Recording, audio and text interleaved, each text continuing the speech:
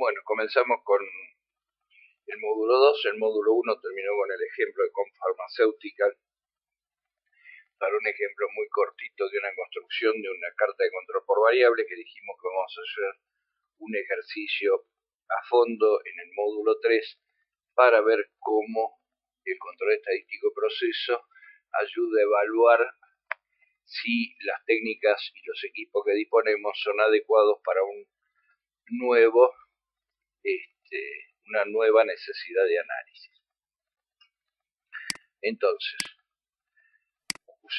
una vez que construimos los límites de control, los calculamos y los armamos, graficamos los datos, vimos que son consistentes, están en control, continuamos colectando datos de los subgrupos, graficamos los valores para X barra y R en las cartas, examinar primero la carta R y luego la carta X, o sea que si nosotros vemos en la carta R una gran variación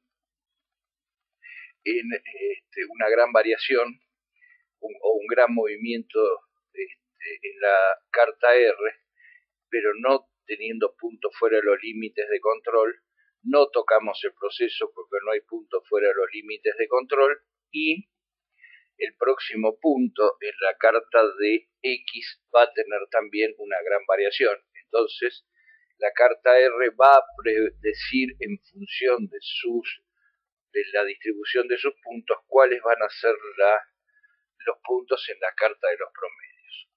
Ver si hay señales, tomar acciones cuando las señales los indican y cuando sea necesario actualizar los límites de control. Cuando disminuyen la variación y los puntos se acercan a la carta de control, hay que mantener siempre las 3 sigmas entre la línea central y los límites, lo que implica recalcular dichos límites. Elegir el tipo apropiado de cartas de control, usar cartas X promedio, XS cuando el proceso o producto nuevo está entrando en línea, nuevo método de análisis, métodos con problemas crónicos, deseo reducir hacia atrás el muestreo para la aceptación, o sea, tomar menos muestras o hacer menos replicados, resulta inadecuado el uso de cartas por atributos, tengo especificaciones muy ajustadas para la variación inherente de mi proceso, el operador debe decidir si ajusta o no el proceso, si se desea cambiar las especificaciones del producto, es decir, tener datos con menor variación. Recuerden, si yo tengo requisitos para un método de análisis fijado por una norma y yo logro reducir enormemente la variación, es decir, tener límites mucho más estrechos que lo que pide la norma, esto me sirve a mí como argumento de ventas. O sea, al cliente le puedo decir que tengo una variación mucho más chica que el resto de mis competidores. Debe ser demostrada continuamente la capacidad o estabilidad del proceso. Las otras es usar seleccionar cartas XMR, MA, EWMA o QSUM cuando hacer mediciones repetidas no tiene sentido. Evalúen estas cartas de control para laboratorio.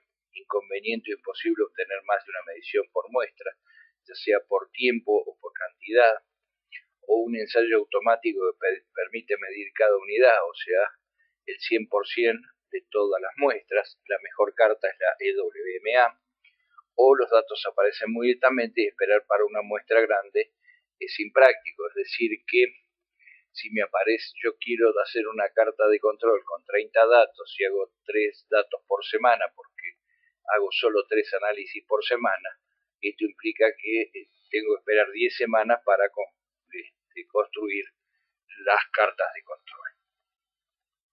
Causas típicas de fuera de control: un punto fuera de los límites de control, cambios súbitos en el promedio del proceso, que haya ciclos, tendencias, corrimiento de la línea central, corrimiento de los límites de control o inestabilidad.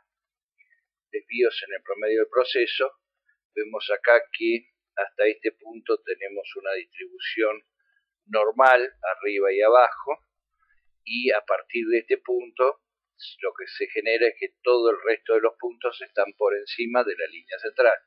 esto lo que se llama es un corrimiento del promedio del proceso, un corrimiento de la media, o más sencillo, el proceso se ha descentrado directamente.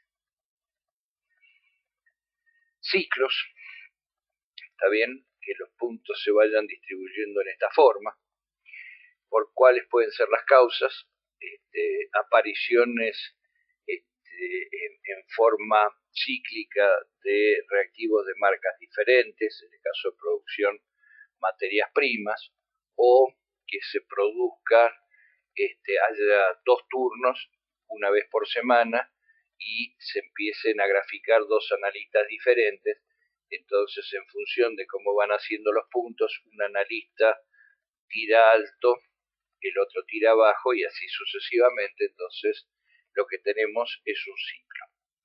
Y tendencias es cuando lentamente los puntos van derivando hacia uno u otro de los límites.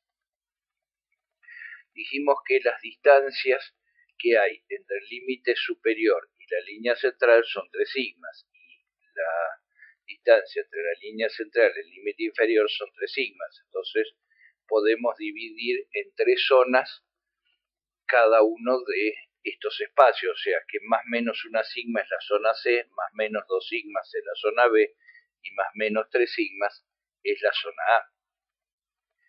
La variación es inherente a los procesos. Hacia arriba es mejor, hacia abajo es peor. Entonces podemos tener distintos tipos de variación.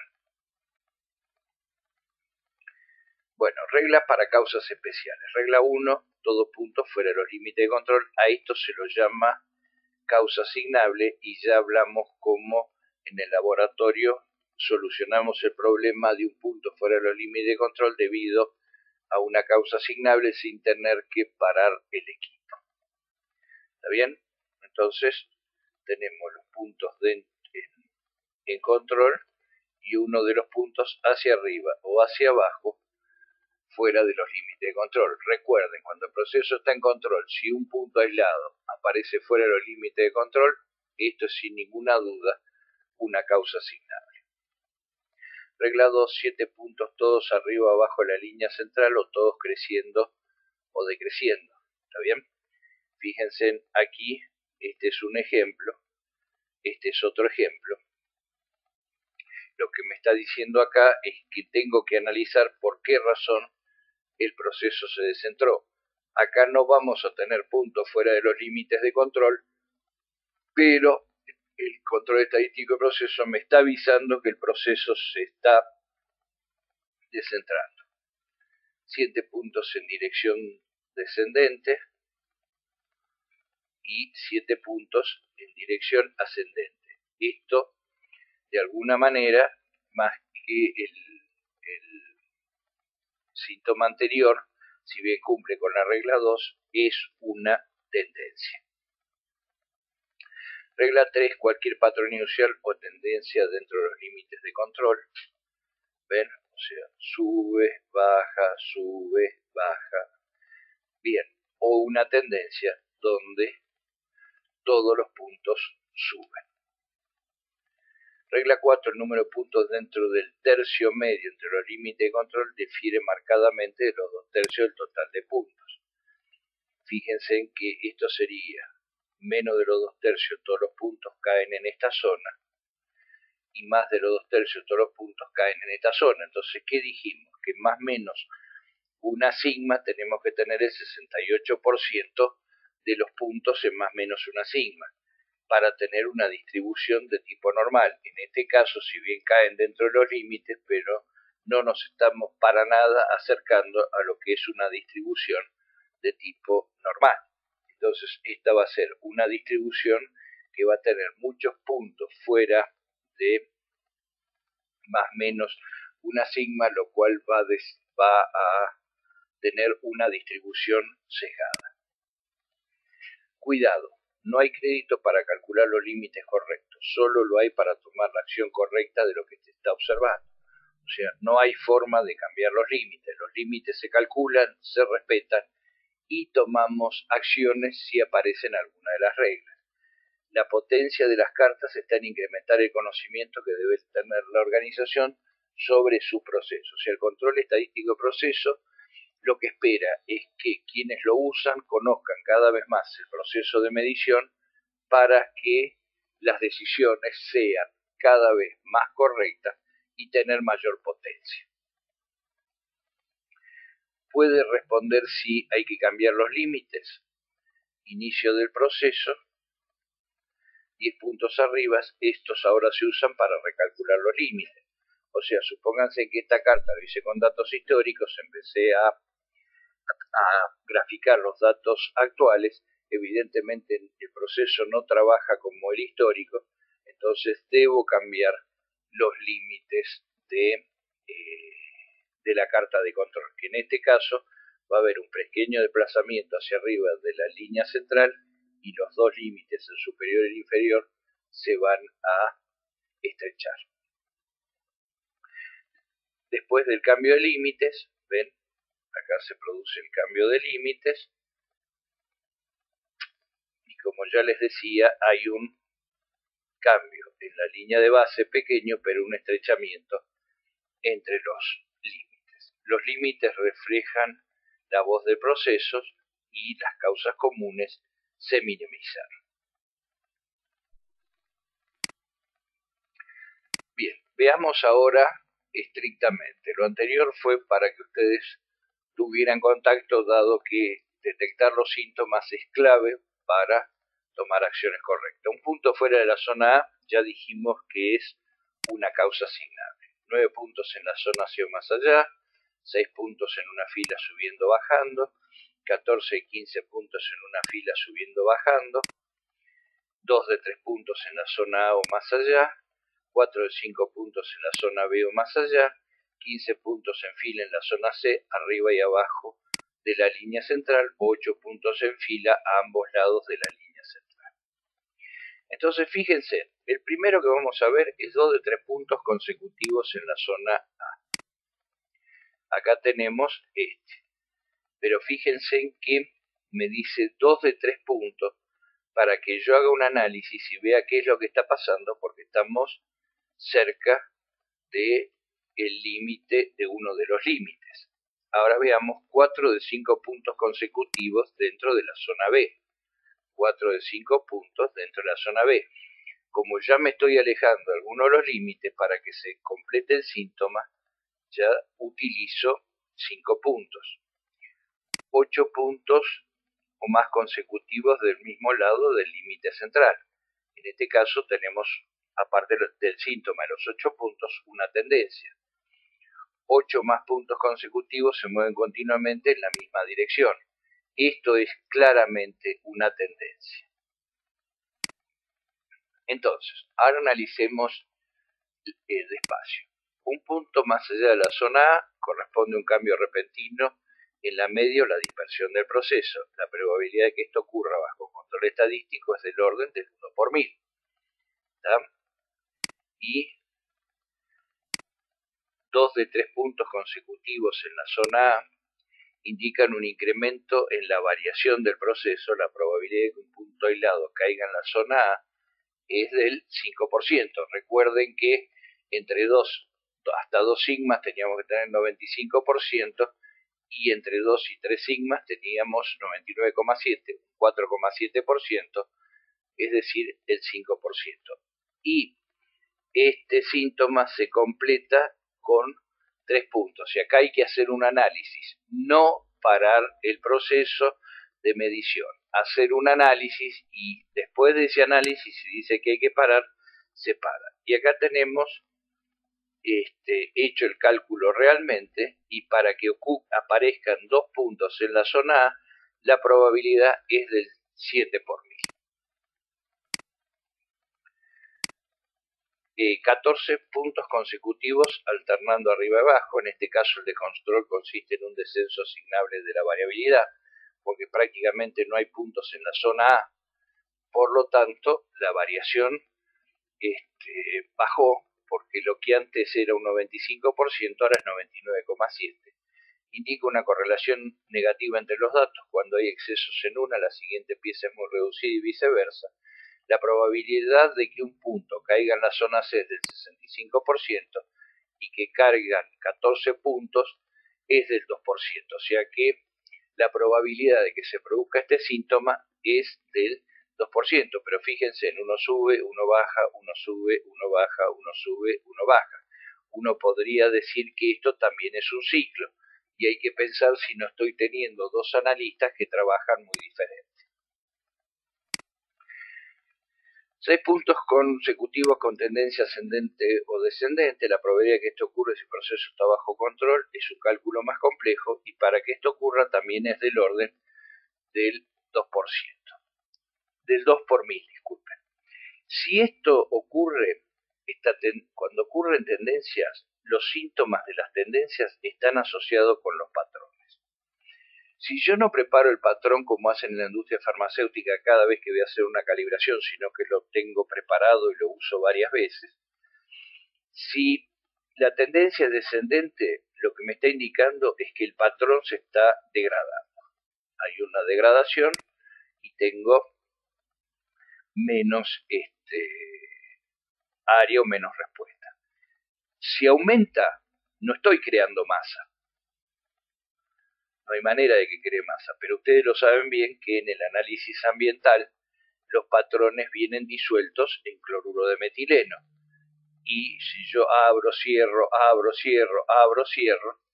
se está evaporando el solvente y lo que estoy haciendo es concentrando el analito. Y como dice acá, se presenta cuando hay cambios paulatinos en la media debido a desgastes en herramientas o personal. 4 de 5 puntos consecutivos en zona A o B, empleando el mismo razonamiento que el criterio de sabiendo que la probabilidad de que un punto aislado caiga en A o B es del 35%, la probabilidad que 4 de 5 puntos caigan aquí es del 4%. Y en este caso tenemos que tener mucho cuidado porque hubo un cambio en la media del proceso muy abrupto. 8 puntos consecutivos a ambos lados de la media, pero ninguno en la zona C. La probabilidad de este evento, si el proceso está bajo control, es 0,65 a la octava, es del 3%. En este caso, disculpen, también hay un corrimiento de la media, pero más pausado o, digamos, más suave que en el caso anterior. Bien. 8 puntos consecutivos, esto en la zona C. Algunos de estos criterios no es necesario que un punto caiga fuera de los límites de control, sino que detecta la falta de control mucho antes. 15 puntos en zona fina en la zona C, el proceso ha reducido su variación, hay sobreestabilidad del sistema, es importante investigar la fuente de la mejora. Estas otras cosas que puede ocurrir en el laboratorio, por ejemplo, si ustedes deciden encarar acciones para reducir la variación de un proceso de medición y aparece este síntoma, ustedes están seguros que las acciones que tomaron fueron exitosas. Ahora, si no hicieron absolutamente nada y les pasa esto, hay que pensar en una pérdida de sensibilidad del equipo. ¿Está bien? Que el detector no tenga la misma sensibilidad. Entonces, fíjense, hay un solo caso donde tenemos un punto fuera de los límites de control, que es en una causa asignable. Después tenemos 2 de 3 puntos en la zona A, 4 de 5 puntos en la zona B, 8 puntos en la zona B y ninguno en la zona C. Entonces, todo esto, ¿qué es lo que está diciéndome? Uno dice, pero no voy a tener ningún punto fuera de los límites de control. Pero lo que me está diciendo el control estadístico de procesos es que el proceso de medición está cambiando y algo tengo que hacer. Entonces, ¿qué sacamos como conclusión? Que el control estadístico de procesos es una alarma temprana, para detectar problemas. Y lo que dice la norma es que el control estadístico de procesos no es para ansiosos. Hay que esperar a que se complete el síntoma. No se tiene que tocar antes de que se complete el síntoma, porque un proceso que está en control se toca lo menos posible y solo cuando es imprescindible tocarlo. Entonces, si yo estoy evaluando mi control estadístico de proceso y tengo 10 puntos en la zona C, pero ¿qué me dice? Para que se complete el síntoma tiene que ser 15 puntos arriba y abajo en la zona C. Si yo tengo 10, lo que tengo que hacer es esperar a que tener el dato 15 y analizar qué fue lo que pasó, y si todo está bien recalculo los límites, no tocarlo antes. Por lo tanto, el control estadístico de proceso no es para ansiosos. Bien, todos estos síntomas que nosotros vimos en la bibliografía se los llama reglas de parada. Cuando un proceso está en control, no se lo para salvo que sea estrictamente necesario, como cuando dijimos que teníamos un punto fuera de los límites de control, corremos inmediatamente otro punto y ese vuelve a caer fuera de los límites de control, ahí sí lo paro. Pero si no hay necesidad de parar, si hay síntomas, pero no hay necesidad de pararlo, el proceso sigue y el análisis se lleva adelante con el proceso en funcionamiento porque no tenemos puntos fuera de los límites de control. Ya sabemos que si el proceso está en control, la probabilidad que se produzca alguno de estas reglas de parada tienen una baja probabilidad. Y a su vez, cada vez que se produce un síntoma, me está dando información sobre el tipo de causa asignable que puede estar afectando al proceso. ¿Cómo interpretar los resultados de las cartas de control, reglas, patrones y señales? Por ejemplo, analizando las cartas de control, sacudimos para convertir una carta de control en la forma de un histograma.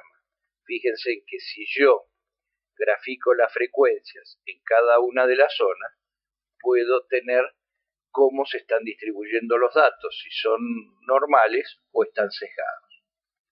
Y acá lo tenemos cómo serían los puntos fuera de los límites de control, utilizando la distribución normal, que esto sirve como ejemplo para que ustedes lo puedan interpretar. Por ejemplo, ¿hay signos de causas especiales presentes? Uno lo mira, empieza a ver y sí realmente hay. Acá hay uno. ¿Está? 2, 4, 6, 8. 8 puntos en la zona B o más allá.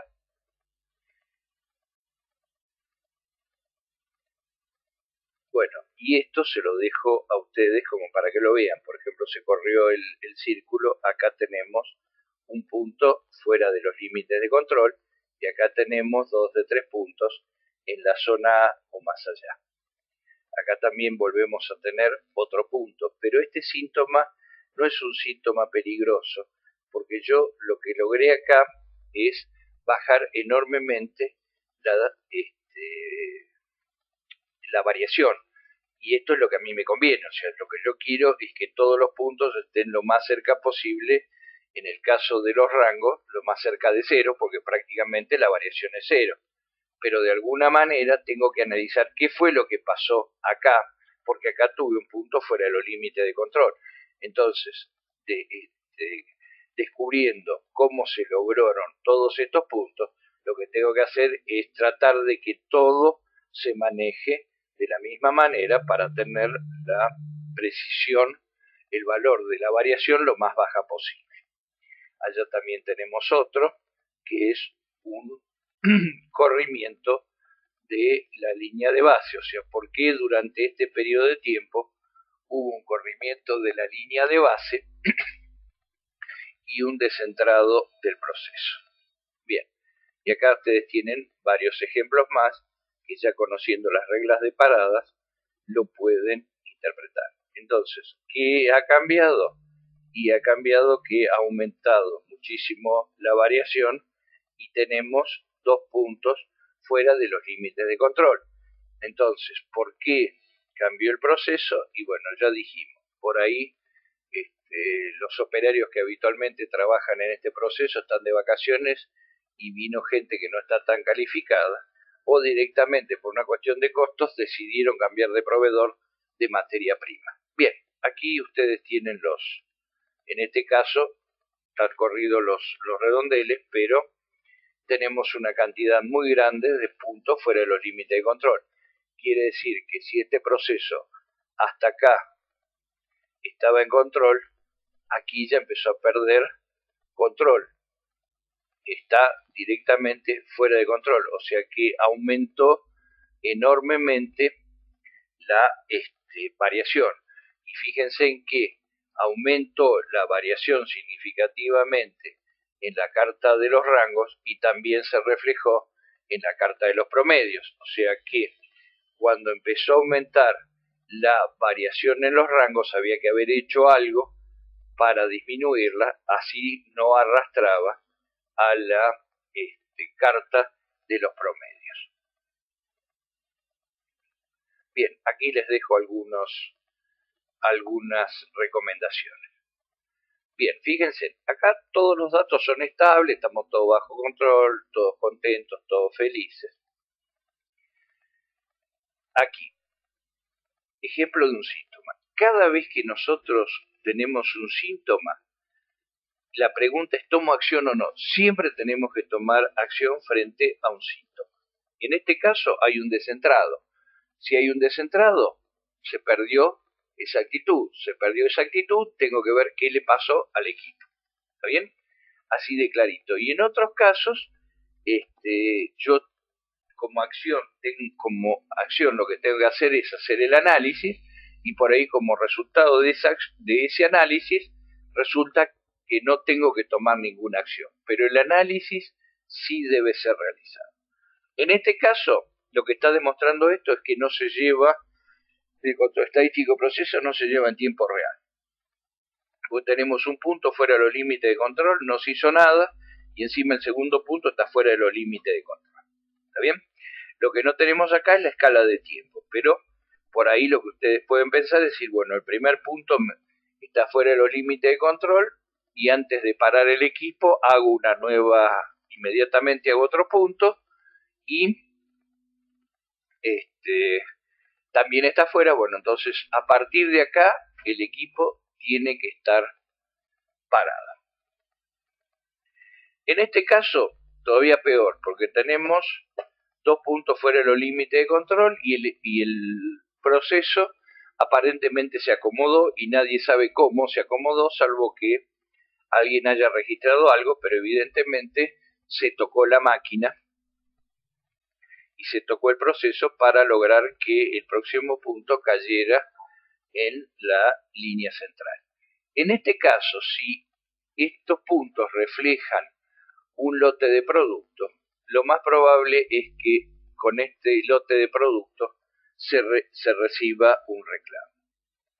Bien, entonces todo lo que hablamos hasta ahora fue el control del proceso, pero para que un proceso cumpla con todos los requisitos de calidad, tiene que estar bajo control y tener capacidad de proceso o ser capaz. Entonces, si yo tengo un proceso que está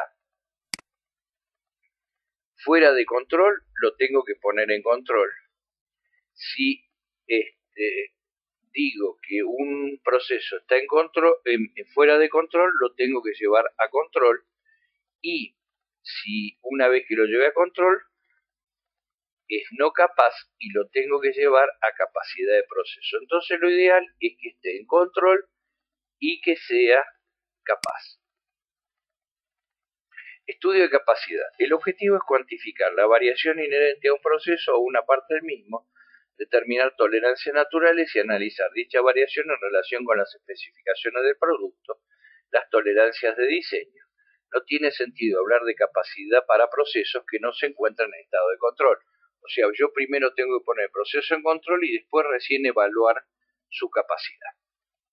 En la industria a veces se habla de dos tipos de capacidad o en los laboratorios. Capacidad de las máquinas, de los equipos u operarios, o capacidad a corto plazo, y la capacidad del proceso o capacidad a largo plazo. Capacidad y falta de normalidad. Si la distribución de los datos no es normal, es posible que aparezcan más defectos de lo que se esperan bajo normalidad. Una forma de corregir el problema es hallar límites universales, pero van a ser demasiado amplios. O sea que si yo no puedo reducir la variación o no puedo centrar el proceso, la única que me queda es ampliar las especificaciones. Y si amplío las especificaciones, mi producto no se lo vendo a nadie. Y la otra forma es ajustar una distribución, o sea, centrar el proceso y reducir la variación, que eso lo hablamos en control. Entonces, hay dos índices de capacidad de proceso. El índice de capacidad de proceso CP es la relación entre el ancho de la especificación y el ancho del proceso. O sea, habíamos dicho que si los límites del proceso calculados naturalmente y el límite de la especificación coinciden, eso es el ancho del proceso. Y CP, que sería el índice que corresponde al ancho del proceso, es el límite superior de la especificación menos límite inferior de la especificación dividido 6 sigmas, que esas se calculan directamente del proceso. El índice de capacidad de proceso superior, CPS, el CPS mide la capacidad de proceso para cumplir con el límite superior de la especificación. Entonces, es el límite superior de la especificación menos el promedio de una muestra tomada del proceso dividido 3 desviaciones estándar. Fíjense que acá estoy calculando respecto de la media al límite superior. Entonces, la cantidad de desviaciones estándar que hay entre la línea media y los límites son 3. Y también tenemos otro índice que es el CPI, que el CPI mide la capacidad del proceso para cumplir con el límite inferior de la especificación, que es mu, que es el promedio calculado del proceso, menos el límite inferior de la especificación, dividido 3 sigmas. Y acá viene el índice que realmente vale, que es el CPK. Cuando el proceso está en el valor objetivo, perfectamente centrado, el CPI es igual al CPS y es igual al CPK y el rendimiento está en su máximo. Pero el CPK es el valor mínimo del CPI o el CPS.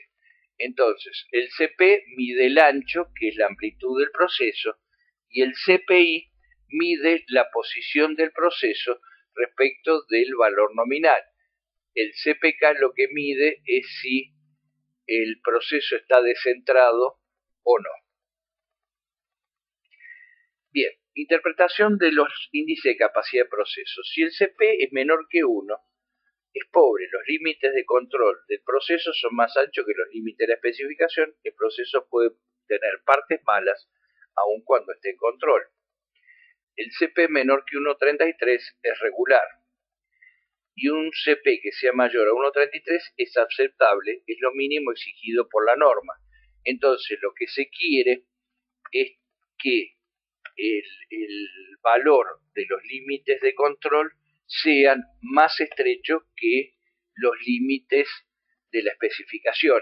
¿Y esto qué ventaja tiene? Que si por alguna razón hay un aumento de la amplitud, como hay una distancia importante entre los límites de control y la especificación, si hay un aumento de la amplitud, lo puede absorber y no tenga datos fuera de especificación, o si se mantiene la amplitud, pero hay un pequeño corrimiento, o sea, un descentrado, que no haya punto fuera de los límites de control.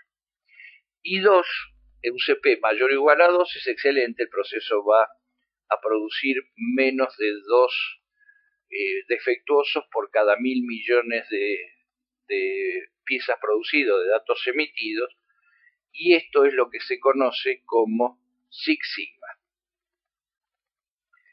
Entonces, interpretación de los índices de capacidad de proceso. Los procesos con un CP menor 1,33 no son capaces y necesitan mejoramiento.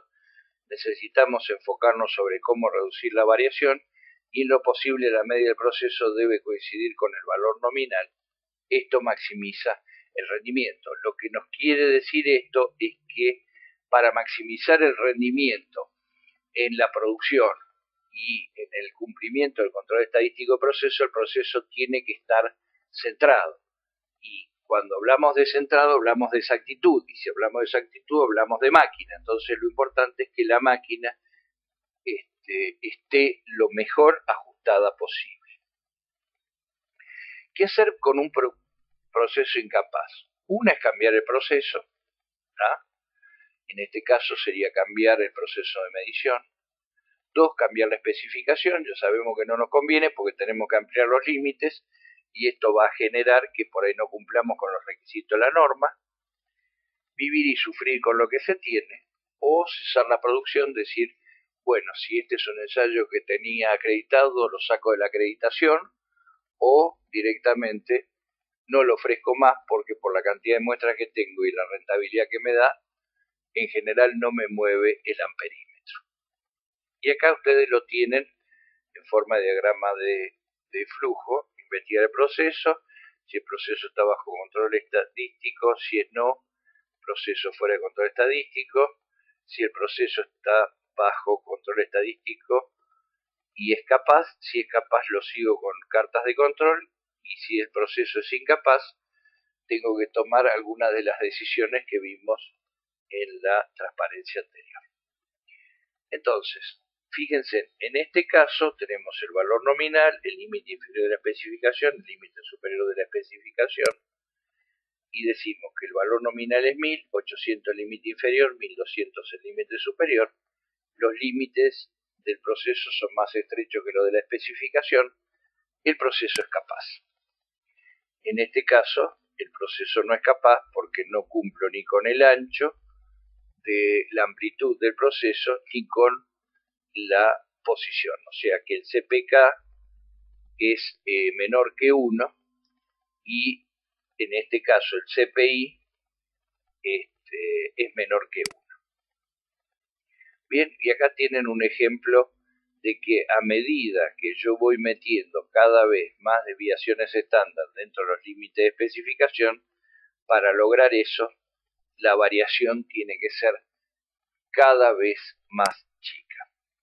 Veamos un ejemplo, producción de lámparas, límite superior a la especificación 1200 horas, límite inferior de la especificación 800 horas, un valor promedio de 900 horas y una desviación estándar de 48 horas. Independientemente de lo que hacemos ahora para todo el tema de capacidad de proceso, fíjense, entre 800 y 1200 el valor nominal es 1000, que sería el valor nominal de la especificación. Me da 900 horas, o sea que el proceso está descentrado hacia la izquierda, o sea que yo estoy de alguna manera afectando a mis clientes con una desviación estándar de 48 horas.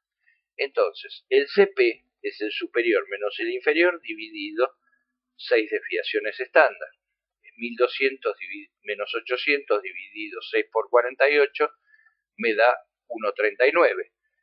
Tiene que ser mayor de 1,33. El CP anda bien. Ahora, fíjense, nosotros tenemos que calcular el CPK, que es el mínimo del promedio menos el límite inferior dividido 3 sigma, o el mínimo del límite superior menos la específica menos la media dividido 3 sigmas. Entonces, en el caso del límite inferior me da 0,69, en el caso del límite superior me da 2,08. Claro, está descentrado hacia la izquierda. Y cuando hago la comparación con respecto al límite superior, como está descentrado, este me da muy grande, pero el que importa es el mínimo. O sea que vamos a ver que el CP cumple, que sería el ancho, tengo una variación más chica que los límites de la especificación, pero el CPK, que es el medidor de posición, que es el índice de capacidad de proceso, no cumple. Entonces, sí cumple la relación de capacidad de proceso. Quiere decir que tengo muy buena precisión, muy mala exactitud. Por lo tanto, lo que tengo que tocar es la máquina. No tengo problemas ni de materia prima ni de personal. Bueno, y acá tenemos distintos valores de CP, que es relación de capacidad de proceso, frente a la cantidad de defectuosos en partes por millón. Y con un CP de 0,7 tenemos 35.729 defectuosos por cada millón, o sea que estamos teniendo un 3,5% de defectuosos, con 0,8 1,6, con 0,9 0,7, con 1,03, con 1,30 0,96, y con 1,33 tenemos 0,63% de defectuosos. Bien, vamos a ver las cartas de control especiales, que son las que más se utilizan para el laboratorio. ¿Está bien? De todas maneras, la mayoría de los laboratorios usan Shigward y les anda muy bien, pero en la mayoría de los casos tienen la posibilidad de tener tamaño de subgrupos racionales de 3 o más de 3. En las cartas de control especiales, que son las que se utilizan para un tamaño de subgrupo racional de n igual a 1, usamos las cartas de control especiales. Acá tenemos algunas. Tenemos la carta de sumas acumuladas QSUM. Las cartas de sumas acumuladas QSUM son muy importantes para ver si hay cambios en la exactitud y se aplican para procesos de medición que tiene mucha variación. Por ejemplo, en el caso de los análisis ambientales, y es por esa razón que la EPA lo que exige es que los métodos de análisis bajo normas EPA se monitoreen con cartas QSUM y no con cartas de control de sigma. Tenemos las cartas de promedios móviles ponderadas exponencialmente, que son las EWMA, que ya vimos un caso que eran importantes, y la carta de promedios móviles simples.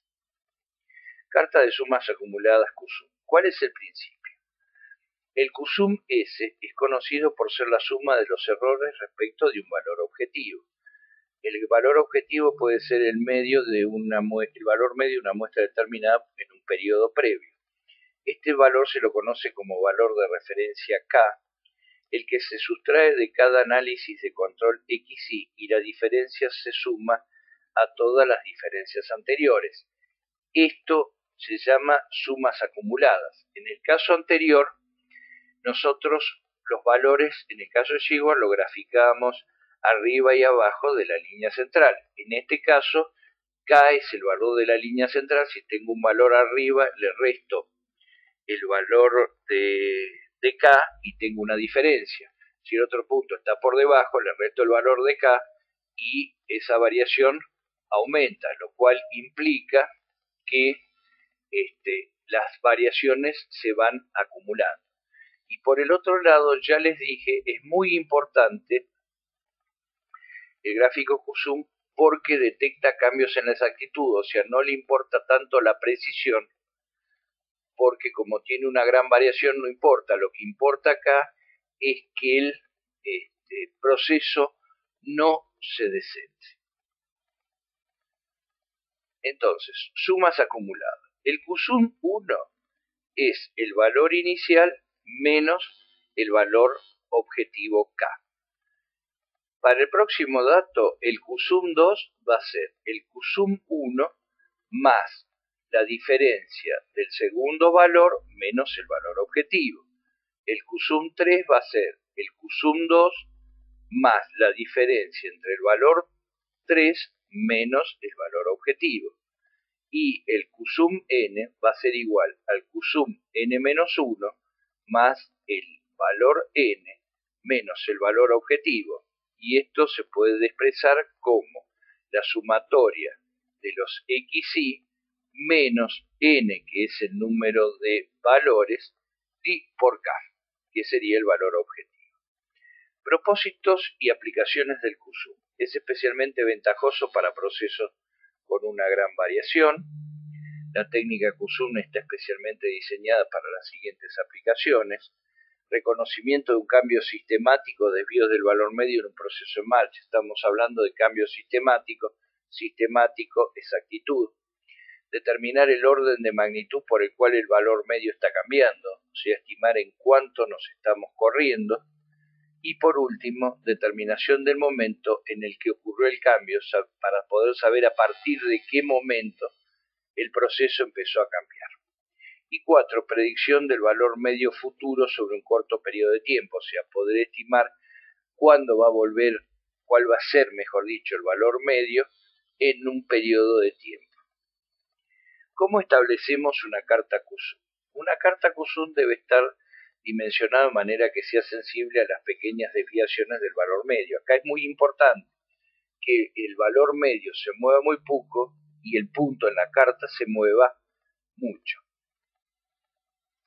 En el caso de un proceso en control, la pendiente de la línea QSUM depende decisivamente del valor de referencia K elegido. En el caso de un proceso fuera de control, la claridad en el cambio de la pendiente depende de la escala del eje I. Ahora lo vamos a ver en detalle. Importante, uno no debe tener en mente solamente la correcta elección del valor de referencia K, pero sí que sea correcto el factor de la escala W. Entonces, nosotros calculamos el valor K, que es el valor promedio de un número muy grande de datos, ¿está bien? O si usamos un material de referencia, tomamos como K el valor del patrón. Y después lo que tenemos que fijar es una muy buena escala, fijar muy bien la escala W, que es la escala del eje I, para que la carta sea lo suficientemente sensible. Elección del valor de referencia K. Progresión QSUM para un valor de referencia K elegido correctamente 6,0. Entonces el valor de K es 6,0 y fíjense que tenemos una carta de control QSUM razonable para un proceso de medición. Ahora fíjense que con un cambio muy bajo, muy chico, K igual a 6,2, lo único que conseguimos es una línea con una tendencia hacia abajo, o sea que el proceso de medición me dice que haga lo que haga, está continuamente variando. Entonces el valor K hay que elegirlo muy bien, no hay que apresurarse. Yo utilicé las cartas QSUM, calculé el valor K con una cantidad relativamente baja, 20 datos, obtuve un valor K, calculé el valor de K con 100 valores y la carta QSUM era completamente diferente. ¿Está bien? Entonces, en este caso el valor de K es muy importante, no conviene apurarse. Y si ustedes van a hacer una carta QSUM utilizando un material de referencia certificado, que sí lo van a utilizar, entonces hagan la carta de QSUM para el patrón y utilicen ese valor de K, el valor del material de referencia certificado, como K y no van a tener problema. Escala del eje I, eje QSUM. La escala de los ejes se determina por el factor de escala W. Normal W se expresa como Q número de desviaciones estándar. Esta desviación estándar tuvo que ser determinada previamente y es S'. Entonces, S es igual a S' dividido la raíz cuadrada de n, donde S' es la desviación estándar de los datos y dividido la raíz cuadrada de n, que es el número replicado con el cual estuvimos trabajando. Las escalas del QSUM se pueden ajustar para que su uso sea más fácil. Entonces, ¿qué es Q número de desviaciones estándar? El Q número de desviaciones estándar es con cuántas desviaciones estándar quiero yo hacer mi gráfico QSUM para que me avise cómo cambia mi proceso. ¿Está bien? Yo puedo usar más o menos una desviación estándar, más o menos 2 desviaciones estándar, más o menos 6 desviaciones estándar. En función de eso, el índice, el QSUM, va a ser más sensible o menos sensible. Pero si yo, por ejemplo, pongo 1 como Q número de desviaciones estándar y el método se mueve mucho, me voy a volver loco porque Cada 3 puntos voy a tener que ajustar mi proceso de medición, que en un proceso de medición no es fácil ajustar. ¿Está bien? Y me la voy a pasar la vida haciendo repeticiones. Entonces, mi recomendación es trabajen con un Q número de desviaciones estándar igual a 2.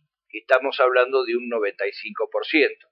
Entonces, quiere decir que trabajando así y siguiendo el gráfico QSUM, el 95% de los datos van a estar dentro de más o menos 2 Q número de desviaciones estándar, y eso me va a permitir trabajar en forma tranquila con el gráfico QSUM. ¿Ven?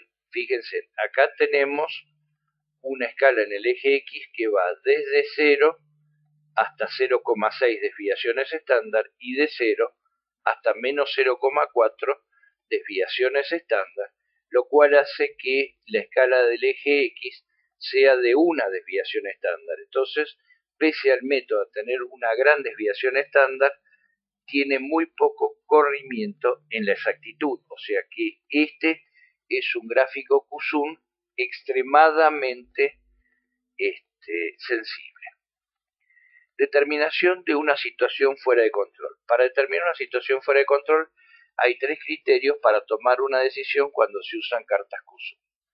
El criterio de la observación visual, usar como criterio el B+ o la máscara B, y el criterio numérico, esto corresponde al B+ bajo condiciones normalizadas. Esto se lo conoce como QSUM-RIF, que es el QSUM de respuesta inmediata fija.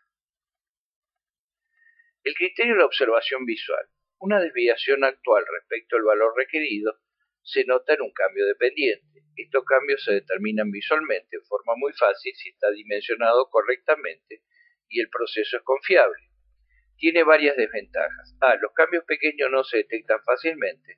Y B. Variación en la aplicación del criterio. Se debe fijar una forma muy objetiva para tomar la decisión. No se olvide que el criterio de observación visual, el que observa es un humano, y la cuestión es muy subjetiva. Para un evaluador puede haber un cambio dependiente y el proceso debe ser ajustado, y para el otro el cambio dependiente no lo es tal. Entonces necesitamos algún elemento que sea lo suficientemente objetivo, o sea, que reduzca la subjetividad al mínimo. Tenemos el criterio usando el B+. El B+ o la máscara B fue desarrollado por Barnard en 1959, es un ensayo estadístico a 2 colas, como un intervalo de confianza, que permite determinar los desvíos positivos o negativos del valor medio. La técnica B+ combina la interpretación visual con un ensayo con criterio objetivo. Este sí es objetivo. El B+ está definido por 2 parámetros, D y un ángulo θ. Criterio usando el B+, la distancia principal D representa la distancia desde el vértice de la máscara a la entrada más reciente. Está expresado en unidades de abscisa. Y θ es el ángulo entre los brazos de la máscara y la línea horizontal a través del vértice. La B+ se puede construir en papel transparente o cartón. Entonces, yo utilicé el criterio de la máscara B. Entonces, en una hoja blanca común y corriente, graficaba el eje de las abscisas, el eje de las X, el eje de las Y, iba poniendo los puntos, y como la máscara se va corriendo desde el punto D que está en la máscara B y el último punto que está graficado puesto en el gráfico, yo usaba la hoja blanca para graficar los puntos, y el B+ lo había hecho en una hoja transparente. Por ejemplo, había utilizado una hoja de una transparencia. No se olviden que tengo 62 años y cuando yo empecé la transparencia era lo único que había para hacer una proyección, y lo que hacía era, como era transparente, la B+ se mantenía, y yo lo único que hacía era cambiar las hojas cuando se completaban. Fíjense, este es un gráfico QSUM donde yo hago una observación de tipo visual. Un B+, tenemos esta es la máscara B, ¿está bien? Tenemos D, que es una distancia que hay desde este punto que se calcula al vértice del ángulo, y este ángulo es el ángulo θ, que este ángulo, la apertura de este ángulo va a depender de el Q número de desviaciones estándar que yo quiero controlar. Si el Q número de desviaciones estándar es más grande, el ángulo va a ser más grande, y si es más chico, el ángulo va a ser más estrecho, porque me tiene que avisar cuáles puntos están fuera de control. Entonces, ¿qué hago yo? Yo tengo el punto, acá tengo D, entonces hago coincidir el punto D con el último punto que se graficó. Si todos los datos están dentro de la máscara, yo digo que todos los puntos están en control. Ahora, si lo pongo en el último punto graficado, el punto D, y tengo puntos fuera de las líneas del ángulo de la máscara B, esos puntos están fuera de control. Y acá tenemos un ejemplo de una máscara B. Todo esto que corresponde al gráfico estaba en una hoja en blanco, y todo esto que tenemos acá, que sería la máscara B, estaba en un plástico transparente. Que esto no estaba puesto. Lo que estaba realmente existía era todo lo que está en gris. O sea, esto estaba abierto. ¿Está bien? Con el punto D, que uno ya sabía cuál era la distancia. El problema era que si lo hicimos la primera vez y después estas puntas, como no era demasiado rígido el papel de transparencia, se doblaban para cualquier lado, así que en definitiva uno terminé armándola como si fuera este rectángulo completo. Puse el punto D, lo cual me facilitaba colocarla. Y fíjense, acá tenemos los puntos, y este punto estaba fuera de los límites de control. Se hizo el ajuste del proceso y los puntos volvieron a entrar dentro de la máscara B. ¿Está bien? Y esto lo que me está diciendo es que tenemos 1, 2, 3, 4, 5, 6, 7, 8.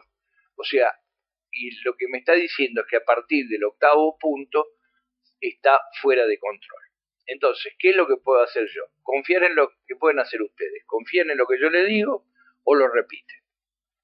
Si ustedes no tocan el proceso, o sea, ustedes hicieron el ajuste, arrancan bien y vuelven de nuevo sin tocar el proceso a repetir esta secuencia, en el octavo punto les va a caer en control y el noveno va a salir afuera. Entonces lo que me está diciendo esto es que cuando llego al punto 8 tengo que tener mucho cuidado de ver qué es lo que está pasando. Pero ojo, cuando yo encontré este punto que está fuera de los límites de control, tengo que hacer un análisis por qué se descentró fuera de lo que yo tenía previsto y de qué manera hice la corrección. Determinación de los parámetros de θ y D. Desde el punto de vista del aseguramiento de la calidad, los parámetros que forman la base del Bmax son: ¿cuál es la desviación sistemática en unidades de desviación estándar a la media del proceso respecto de un valor de referencia reconocido? ¿Con qué probabilidad de error la obtengo? ¿En qué tiempo se ajusta? Que eso lo hablamos más o menos recién. ¿Y con qué certeza a partir del error no detectado? Veamos un ejemplo. Para determinar los errores sistemáticos, los resultados de una muestra estándar se calcularon con una carta Q-sum. La concentración certificada K es igual a 180 miligramos por litro. Eso es el valor del material de referencia certificado. Está dada como valor de referencia. La desviación corriente se calcula. El desvío es igual a los resultados menos el valor esperado.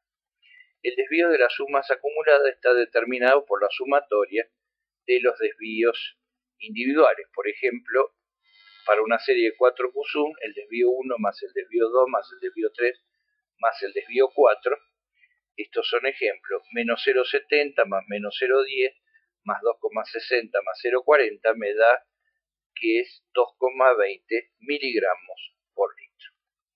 Aquí tenemos la serie de determinaciones. Tenemos 25 determinaciones. El resultado, que sería el QSUM 1, es 179,3 menos 180, que es el valor K, me da 0,70.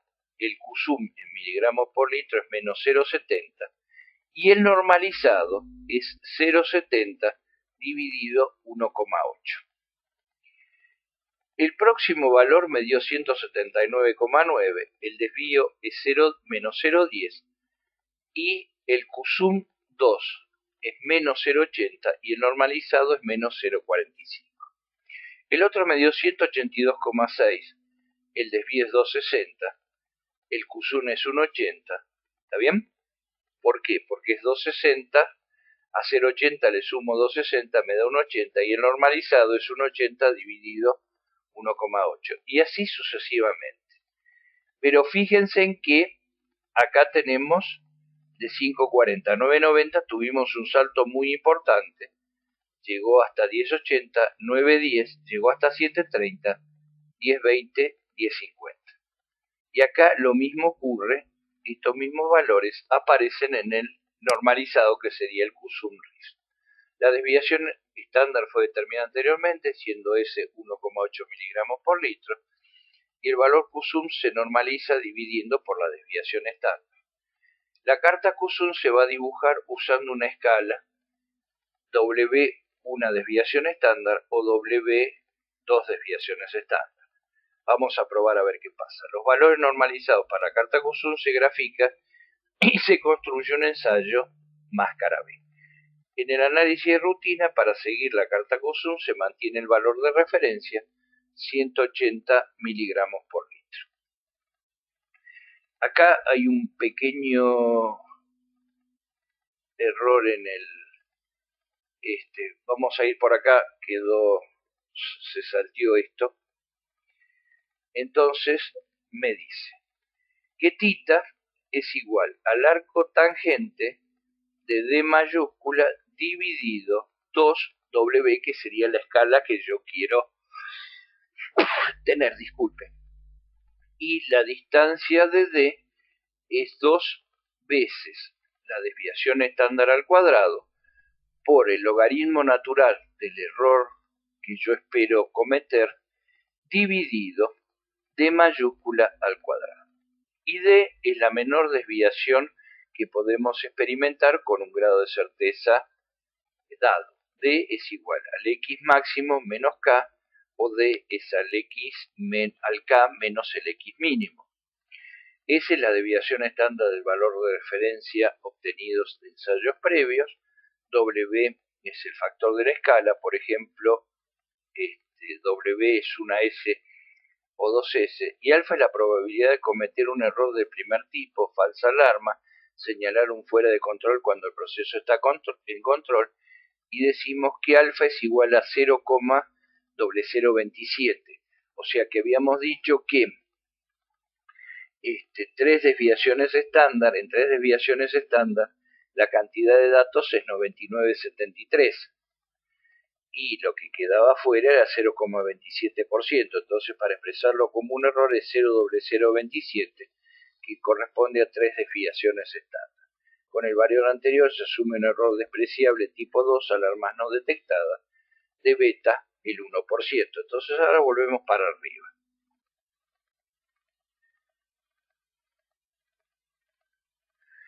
Armamos una carta QSUM usando dos escalas diferentes para los ejes. Una desviación estándar, dos desviaciones estándar. La menor desviación que yo quiero detectar es 1,5 desviaciones estándar. ¿Cuándo debe ser detectado? Tenemos acá el valor, este valor es delta minúscula, es igual a la desviación AD dividido S, que en este caso va a ser 1,5 y en este va a ser 0,75.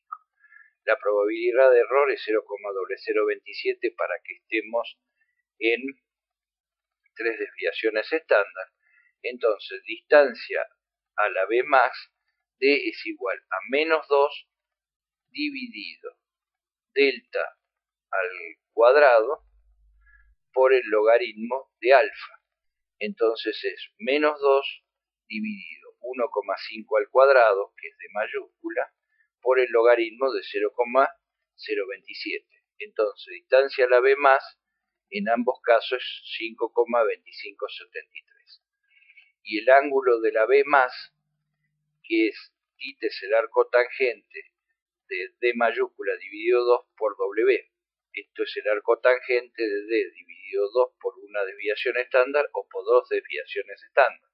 O sea, si voy a trabajar con una desviación estándar es 36,87 y con dos desviaciones estándar es 20,56. Fíjense, hacemos una serie de 22 determinaciones y en una escala de una desviación estándar detecto que el cambio se produjo en el punto 15, estaba justo en el límite, o sea, acá hubo pequeños cambios y después el resto siguió. Y acá, cuando llegamos al punto 22, lo que hicimos fue ajustar el proceso y volvió a tener una distribución o una variación de la exactitud muy chica. Pero ¿qué fue lo que pasó?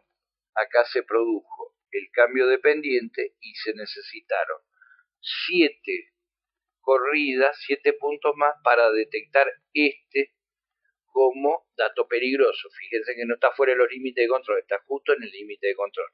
Entonces, ¿qué me está diciendo? Que en estas condiciones de trabajo y con la variación natural del proceso, yo en el punto 15 tengo que prever de ver si no hay un cambio brusco en la pendiente o directamente hacer la corrección. Y si ahora trabajo con dos desviaciones estándar, utilizando la máscara como está, nuevamente en el punto 15 vuelvo a notar exactamente lo mismo y en el punto 22 lo detecto cuando pongo el punto 22 y acá tengo que hacer nuevamente la corrección. O sea que trabajando con dos desviaciones estándar o con una desviación estándar lo voy a detectar cuando el punto esté justo en el límite de control, lo voy a detectar en el valor correspondiente, el mismo valor correspondiente a la muestra, que en este caso sería la 15. Entonces, fíjense en que si yo hago dos desviaciones estándar, el gráfico parece mucho más estable que si yo lo hago con una desviación estándar. Este impresiona mucho más que este, pero el anterior, que sería una desviación estándar, hace que el gráfico sea mucho más sensible. Otro de los ejemplos del B+, es en lugar de hacer el vértice y trabajar con digamos, la forma angular, lo que se hace una semi-elipse justo en el punto, en la distancia D, y todo esto que está punteado se corta. Entonces este punto, el punto máximo de la elipse, se lo hace coincidir con el último punto y por ahí es más cómoda de utilizar. Esto nosotros ya lo vimos. Ventajas de las cartas Q-Sum: cuando pequeños cambios causan un cambio en la pendiente de la línea Q-Sum, la cual en ciertas circunstancias se detectan visualmente. La carta Q-Sum reacciona más sensiblemente que las cartas X promedio a un cambio del valor de la media en el rango de 0,5 a 2 desviaciones estándar. Fíjense que en el otro caso tengo fijo 3 desviaciones estándar y acá puedo decidir de que el gráfico me alerte cuando hay cambios en la exactitud mucho más chicos. La serie, cuando ocurre un cambio en el proceso, se determina fácilmente por la exactitud relativa. Y la aplicación del criterio numérico para la decisión puede ser sustituido por la representación gráfica de los valores Q-Sum. Sin embargo, en momentos donde no se puede aplicar directamente el criterio visual. Desventaja de la carta QSUM. La carta QSUM es más complicada que la carta X en los siguientes aspectos: cálculo de los valores QSUM, fijar la escala a la ordenada, cálculo de los parámetros para determinar las situaciones fuera de control B+ o intervalos de decisión numérica, y el valor de la media usado como el valor de referencia K B+ debe ser determinado exactamente haciendo ensayos previos. Las desviaciones simples, errores gruesos, pero muy gruesos en el proceso, resultan más aparentes sobre la carta X. Recordemos que las cartas QSUM son para pequeños cambios, no para cambios gruesos. El cálculo y la elección del criterio de decisión no ha sido lo suficientemente investigado para el análisis químico. Esto es lo que dice la bibliografía, pero la EPA, con la seriedad que tiene, ya hace varios años que recomienda o exige usar QSUM. Y los cambios graduales en la media, incrementos o decrecimientos dentro de los intervalos de 5 muestras, se detectan más fácilmente con las cartas X.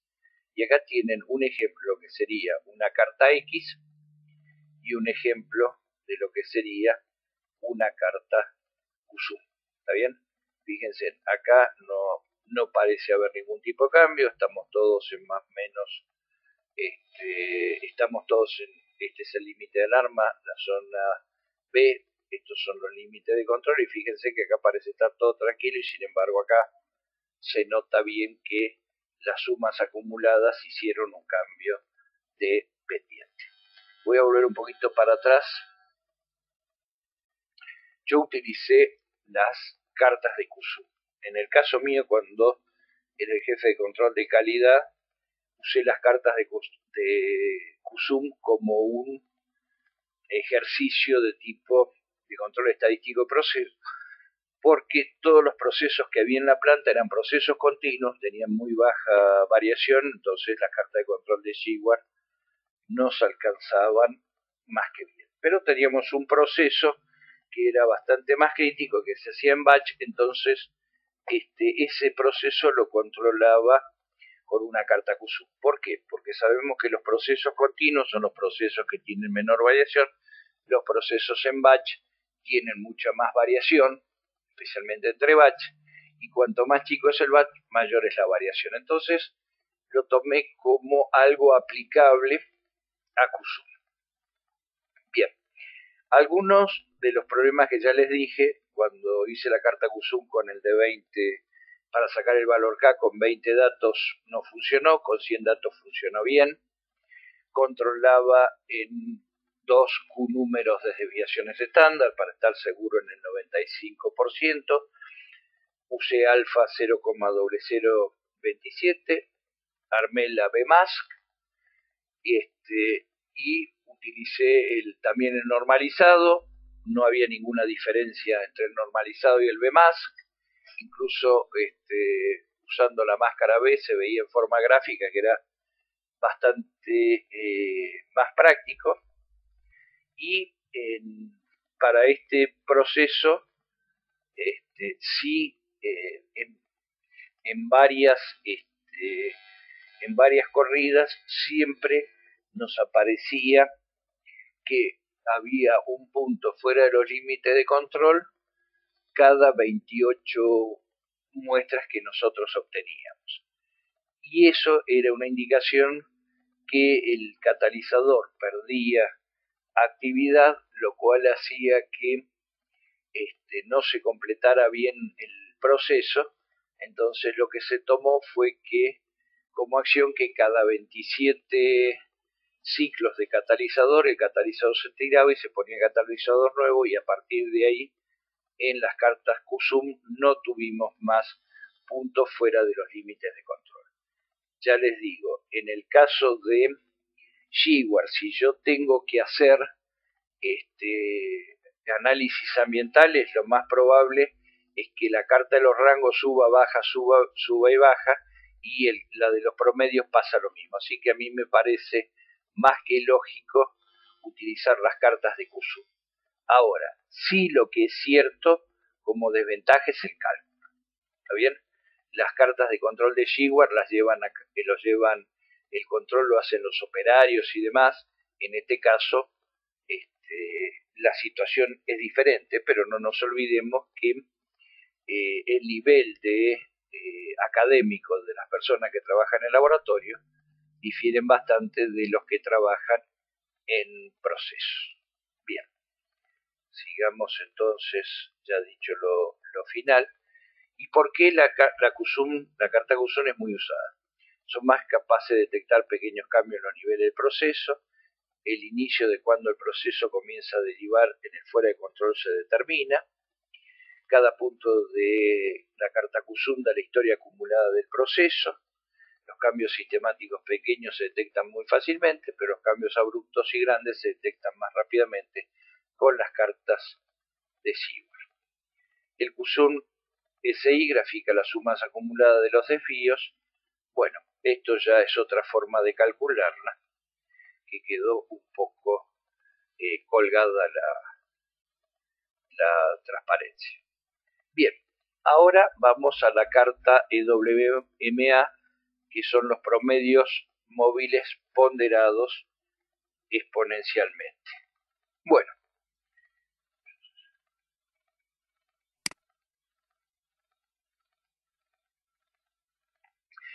la carta EWMA monitorea un proceso promediando los datos de tal manera que les da cada vez menos peso conforme son removidos en el tiempo.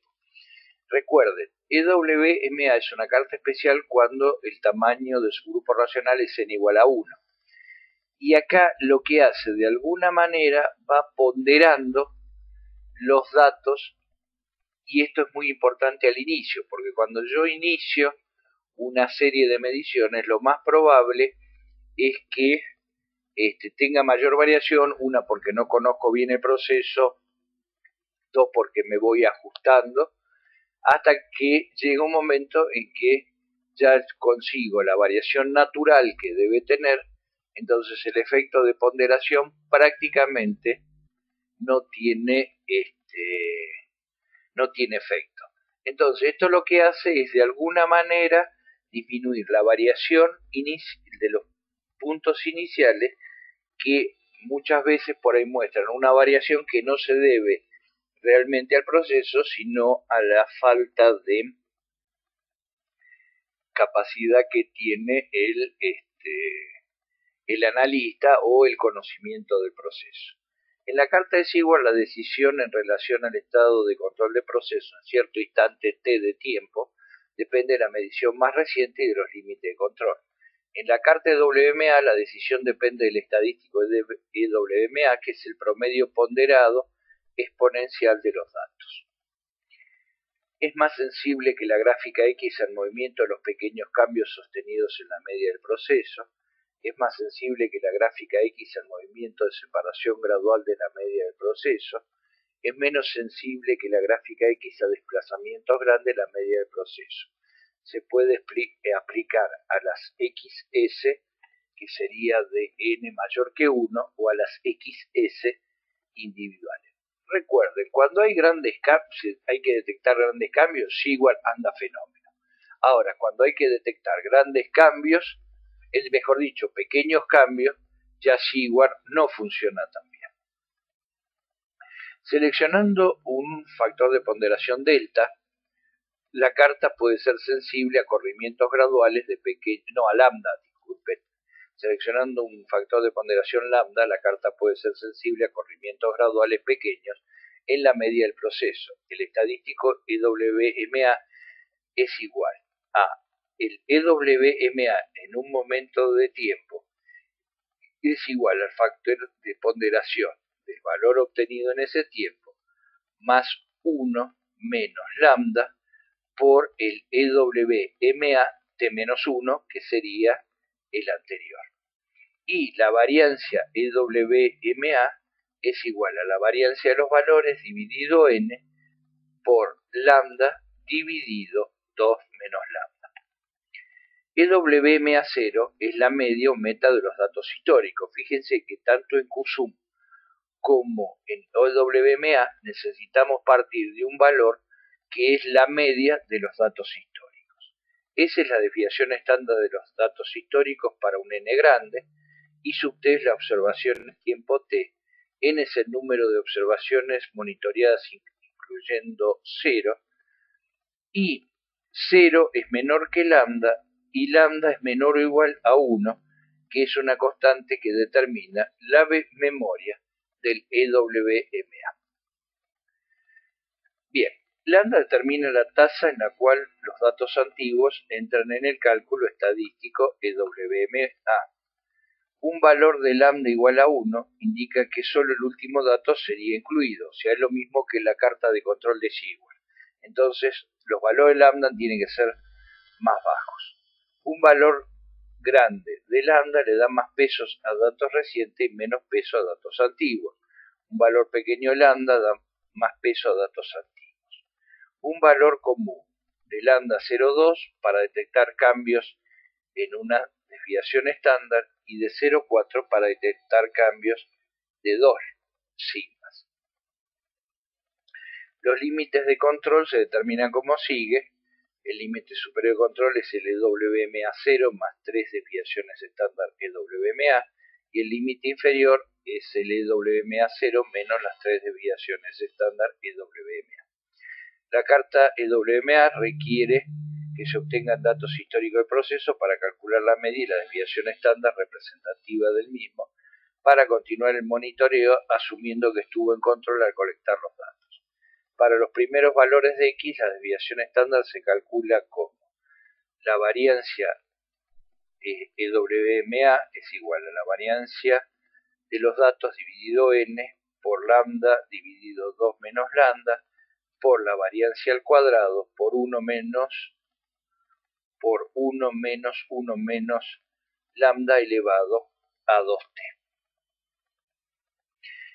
Si la desviación estándar se estima de la carta XR, entonces los límites de control se determinan como sigue. X promedio promedio más A2 por R promedio por la raíz cuadrada de lambda dividido 2 menos lambda, y el límite inferior de control es X promedio promedio menos A2 por el rango promedio por la raíz cuadrada de lambda dividido 2 menos lambda. Entonces, ¿qué quiere decir? Que si yo tengo una carta de control X promedio rango o individuales rango y quiero pasar a una EWMA, los límites se calculan así.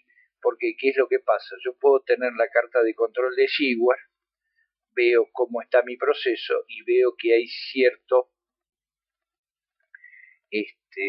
demora en detectar pequeños cambios en la exactitud. Entonces, quiero construir una EWMA, y para no tener que esperar todos los puntos para calcular EWMA, lo paso directamente con los datos históricos que tengo de la carta X promedio rango. Esta carta proporciona un pronóstico del siguiente valor de la media, lo cual es muy importante para el caso de control automatizado. En el caso de los laboratorios no hay muchos controles automatizados, y los límites de control permiten detectar cuándo se requiere un ajuste, y la diferencia entre el valor pronosticado y la media de la meta permiten identificar de cuánto debe ser el ajuste. Y en este caso, bueno, yo se los dejo, se puede desarrollar una ecuación para el clásico control proporcional integral diferencial, PID, donde los parámetros de las lambdas 1, 2 y 3 se seleccionan para obtener el mejor desempeño del pronóstico. Esto es para control automatizado, el famoso PID para los que hacen automación, que en nuestro caso podemos obviar. Carta de control de promedios móviles monitorea un proceso promediando los últimos W datos con valores individuales, se usa W igual a 2, o sea, 2 desviaciones estándar. Tiene una sensibilidad intermedia entre las cartas de control de Seward y las cartas EWA o QSUM. Hubo un pequeño delay. Y acá lo que tenemos es una comparación de las cartas de control de Seward arriba, QSUM medio abajo y EWMA abajo. Esto lo discutimos después. Hacemos la resolución de un ejercicio. Acá tenemos el tiempo t y el valor.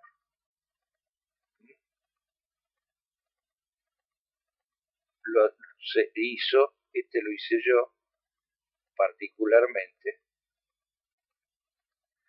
y me dio un promedio de 95.3 y una desviación estándar de 23.5. Fíjense que el primero dio muy bajo y el tercero dio muy alto, lo cual hace que la desviación estándar esté bastante inflada. Entonces acá calculamos los ZT como si fuera un QSUM, partiendo de un Z0 de 95.3 y un lambda de 0.2. O sea que yo estoy trabajando para detectar cambios en una desviación estándar. Es 0.2 por 60 más 1 menos 0.2 por 95,3, 88.2.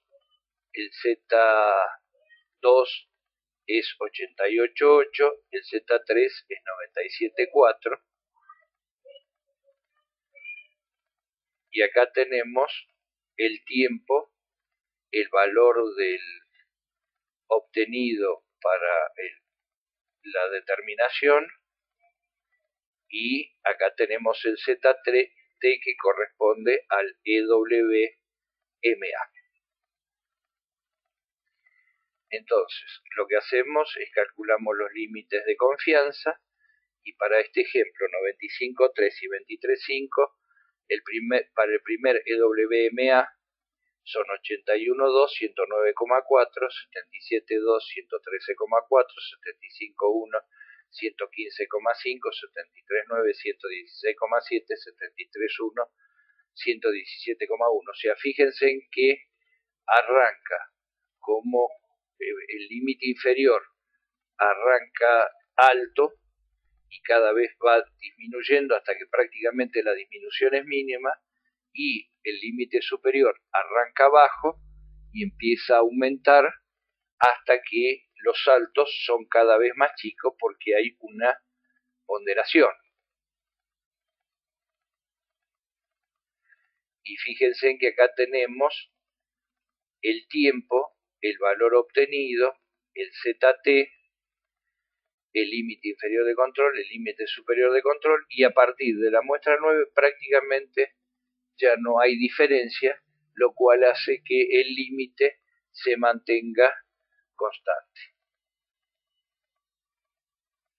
Continuar colectando los datos y graficar y observar los posibles cambios. ¿Ven? Seguí hasta la muestra 22, 23, 25. Y esto, cuando se grafica, lo que ustedes van a notar es que los límites al inicio son mucho más estrechos que los límites al final. Bien, y por último tenemos las cartas de control para valores individuales, que lo vemos en la segunda parte. Muy bien.